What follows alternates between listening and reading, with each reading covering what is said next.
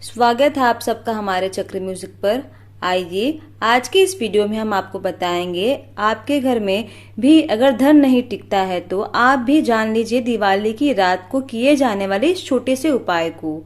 दिवाली के दिन विधि विधान से लक्ष्मी पूजन किया जाता है। मान्यता है कि दिवाली के दिन लक्ष्मी पूजन से घर में धन और धान्य की कमी नहीं आती।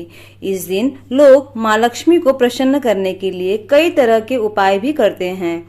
कहा जाता है इनमें से एक या ज्यादा उपाय करने से दरिद्रता दूर होती है और घर में माँ लक्ष्मी का आगमन होता है।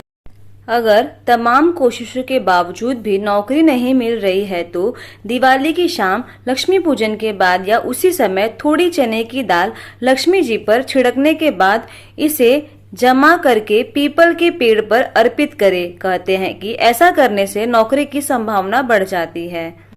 दिवाली की रात 5 सुपारी, काली हल्दी, 5 कौड़ी गंगा जल से धोकर लाल कपड़े में बांधकर लक्ष्मी पूजन के समय चांदी की कटोरी या थाली में रखकर पूजा करें। दिवाली के दूसरे दिन इसे धन रखने वाली जगह पर रखें।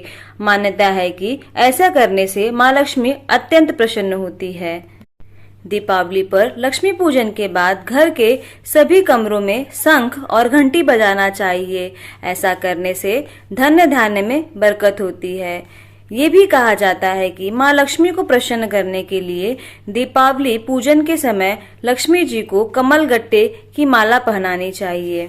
दिवाली की शाम घर के आसपास किसी पीपल के पेड़ के नीचे तेल का दीपक जलाना चाहिए। ध्यान रहे कि दीपक जलाकर चुपचाप घर लौट आए, उसे मुड़कर न देखे। धन लाभ के लिए दिवाली की रात सोने से पहले चौराहे पर तेल का दीपक जलाना चाहिए और उसे पीछे पलटकर नहीं देखना चाहिए।